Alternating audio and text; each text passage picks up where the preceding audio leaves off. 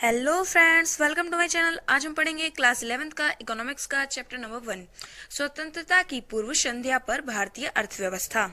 अगर आप accountancy, economics, business studies से रिलेटेड कोई भी वीडियोस देखना चाहते हैं तो हमारे चैनल को सब्सक्राइब कर लें। इस अध्याय में हम जानेंगे कि स्वतंत्रता से पहले भारतीय अर्थव्यवस्था कैसी थी, भारत के लोग क्या व्यवसाय करते थे, भारत की कृषि स्थिति कैसी थी, भारत की आर्थिक स्थिति कैसी थी। भारत में ब्रिटिश औपनिवेशिक शासन का मुख्य उद्देश्य इंग्लैंड में तेजी से विकसित हो रहे औद्योगिक आधार के लिए भारतीय अर्थव्यवस्था को केवल एक कच्चा माल प्रदायक तक ही सीमित रखना था। उस शासन की अधीनता के शोषक इसलिए हमें स्वतंत्रता से पहले की भारत की आर्थिक स्थिति के बारे में जानना आवश्यक है। नेक्स्ट टॉपिक है औपनिवेशिक शासन के अंतर्गत निम्न स्तरीय आर्थिक विकास। अंग्रेजी शासन की स्थापना से पूर्व भारत की अपनी स्वतंत्र अर्थव्यवस्था थी। भले ही जनसामान्य की आजीविका और सरकार की आय का मुख्य स्रोत कृषि था, फिर भी देश की अर्थव्यवस्था में विभिन्न प्रकार की विनिर्माण गतिविधियां हो रही थी, जैसे सूती एवं रेशमी वस्त्रों, धातु आधारित तथा बहुमूल्य मणिरत्न आदि से जुड़ी शिल्प कलाओं के उत्कृष्ट केंद्र के रूप में भारत विश्व भर में सुविख्यात हो चुका था। भारत में बनी इन चीजों की विश्व के बाजारों में अच्छी सामग्री के प्रयोग तथा उच्च स्तर की कलात्मकता के आधार पर बड़ी प्रतिष्ठा थी। औपनिवेशिक शासक भारत का आर्थिक विकास नहीं चाहते थे, बल्कि वो अपने मूल देश के आर्थिक हितों का संरक्षण करना चाहते थे। इसलिए उन्होंने भारत की आर्थिक नीतियों को बहुत ही अन्यायपूर्ण बनाया, जिससे भारत की आर्थिक स्थिति खराब होती चली गई और औपनिवेशिक शासक भारत की सही आर्थिक स्थिति को प्रदर्शित नहीं करते थे। नेक्स्ट टॉपिक है कृषि क्षेत्र। ब्रिटिश औपनिवेशिक शासन के अंतर्गत भारत मूलतः एक कृषि अर्थव्यवस्था ही बना रहा।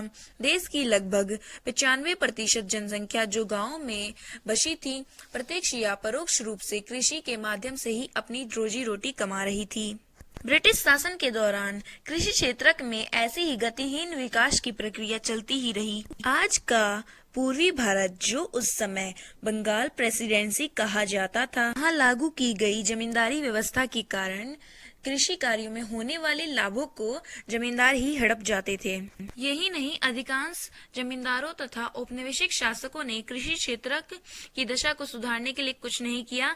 जमींदारों की रुचि किसानों की आर्थिक दुर्दशा की अनदेखी कर उनसे अधिक लगान संग्रह करना ही रह गया। नेक्स्ट टॉपिक है फ्रेंड्स, औद्योगिक क्षेत्र। कृषि की तरह ही औपनिवेशिक व्यवस्था के अंतर्गत भारत एक सुदृढ़ औद्योगिक आधार का विकास नहीं कर पाया। विश्व की प्रसिद्ध शिल्प कलाओं का पतन हो रहा था, किंतु उस प्रतिष्ठित परंपरा का स्थान ले सकने वाले किसी आधुनिक आधार की रचना नहीं होने दी गई। भारत के इस विउद्योगीकरण के पीछे विदेशी शासकों का दोहरा उद्देश्य था। एक तो वे भारत को इंग्लैंड में विकसित हो रहे आधुनिक उद्योगों के लिए कच्चे माल का निर्यातक बनाना चाहते थे। दूसरे, वे उन उद्योगों के उत्पादन के लिए भारत को ही एक विशाल बाजार भी बनाना चाहते थे।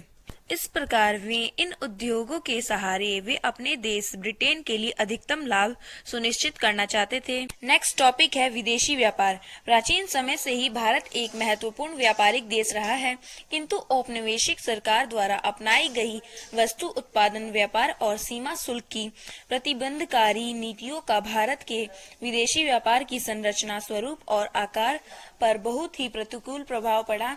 परिणाम स्वरूप भारत कच्चे माल का उत्पाद जैसे रेशम, कपास, ऊन, चीनी, नील और पटसन आदि का निर्यातक होकर रह गया। साथ ही यह सूती, रेशमी, ऊनी वस्त्रों जैसी अंतिम उपभोक्ता वस्तुओं और इंग्लैंड के कारखानों में बनी हल्की मशीनों आदि का आयातक भी हो गया।